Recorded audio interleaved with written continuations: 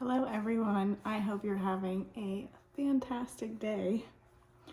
Here we are in our new home for the next few months. We have been moved in for a little over a week now.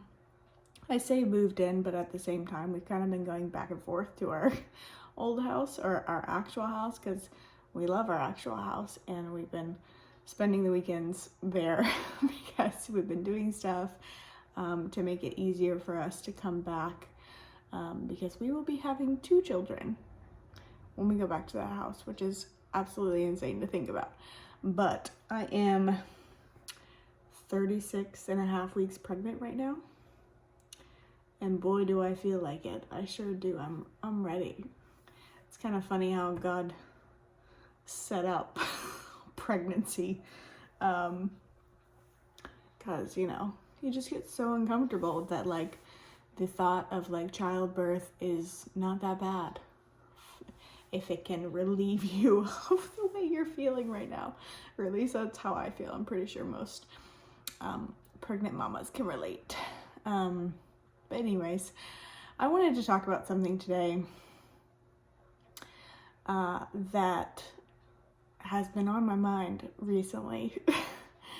And it is the quote. The definition of insanity is doing the same thing over and over again, expecting different results. And that is something that, kind of ties along with patterns and cycles and whatnot.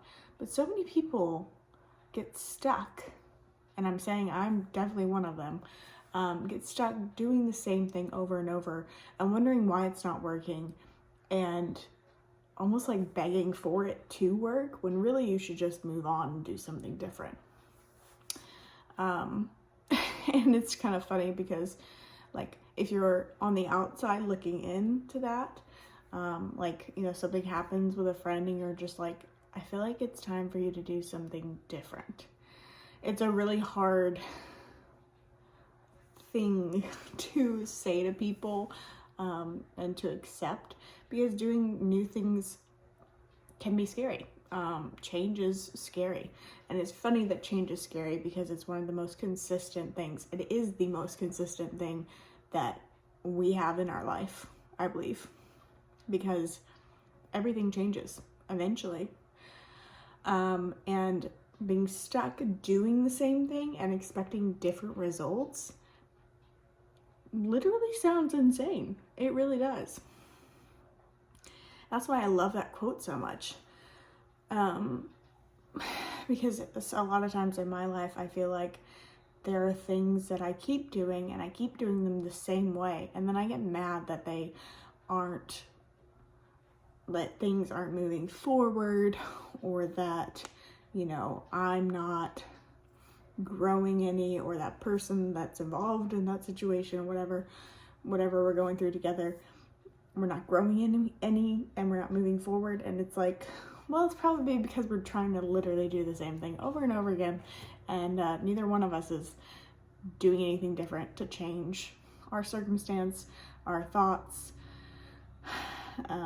etc., etc.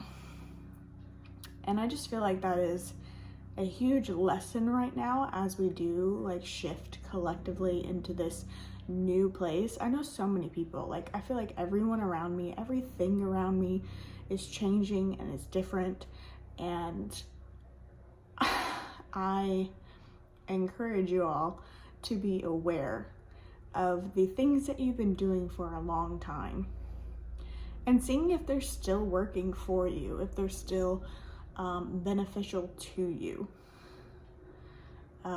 if they still bring the same kind of life that they did before. Because if they don't, maybe it's time to do something different.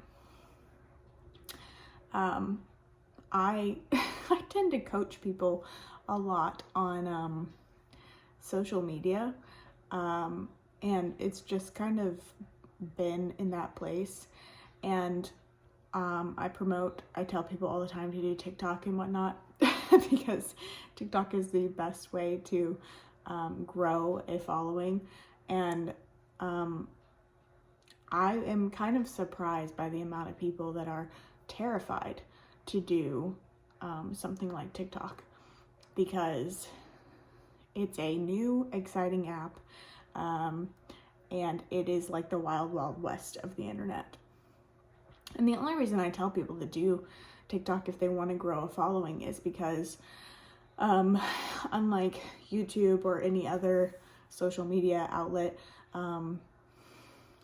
your videos are pushed to everybody, to a circle of maybe 1,000 people. And then if 10% of those people like that video, then it'll get pushed out to another couple thousand of people and another, and it grows based off of that. But like in the first little bit, your video gets seen by 1,000 people. Like, that's a lot.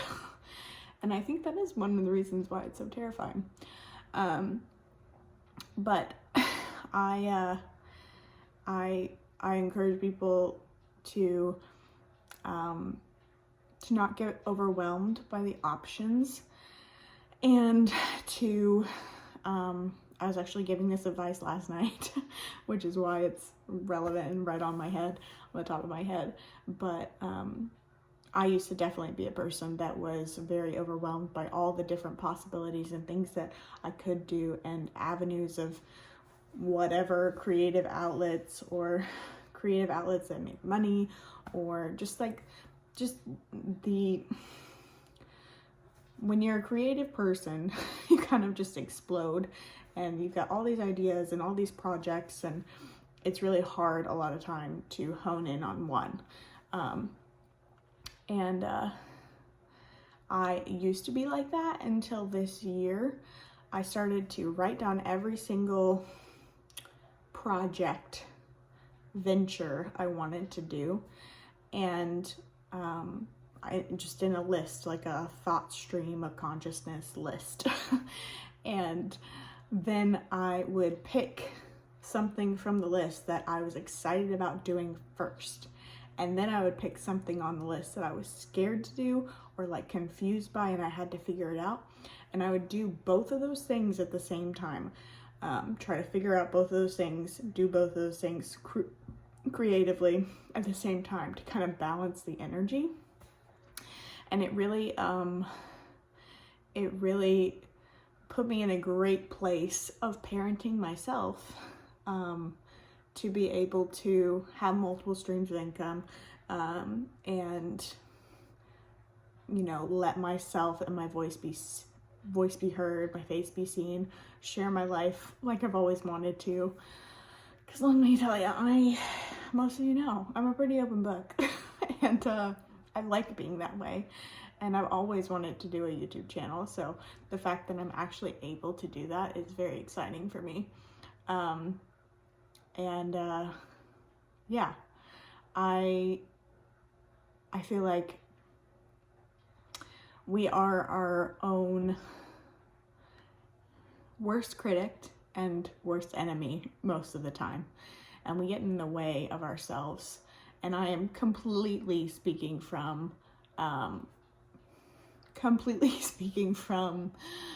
personal experience, because that has definitely been the case for me in a lot of different ways until this year.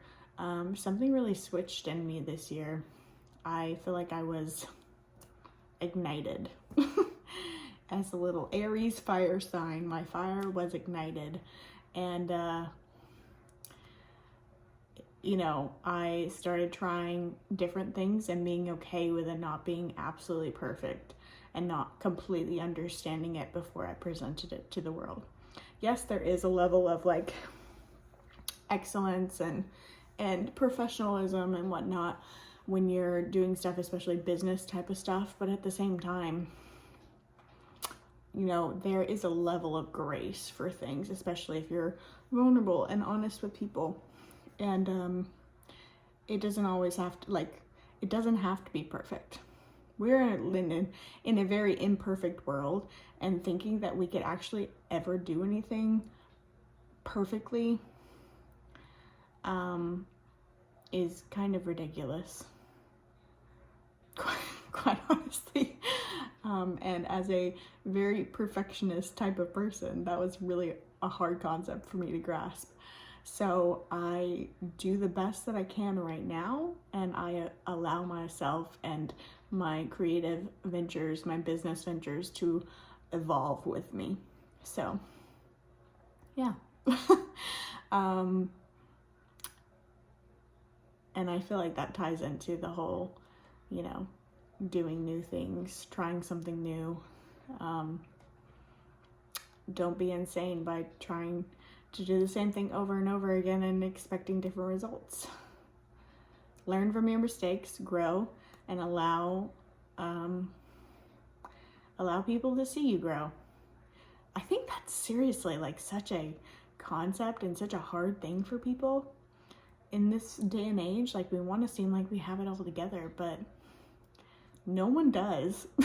And it's almost refreshing when people present themselves as not having it all together. And it makes you more human, and it connects you to more people. So yeah, that's kind of my 2 cents on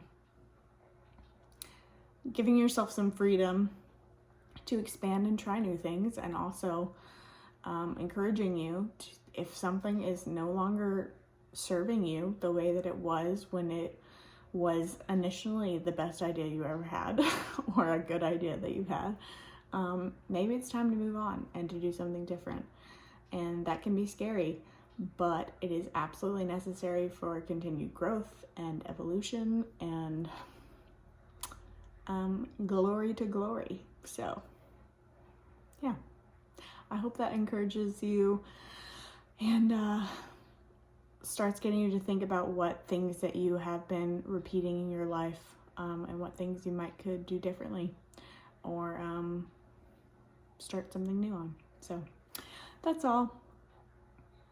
I am doing a home vlog for this whole house renovation situation, but it's gonna take some time because they haven't even started on our house. We are in this rental house. I feel like we're gonna be here a lot longer than they say we are, but yeah, we'll see. I will definitely put that out when it's done, but it might be like 6 months from now. And we've got baby on the way, literally coming anytime now. At 37 weeks, I can legally have a home birth in the state of Tennessee. So we just got 4 more days till she's allowed to come out. I said she. I don't know if it's a boy or a girl, but everybody thinks it's a girl. So put in the comments what you think this baby is, boy or girl. And I'll see you on the next one. Bye.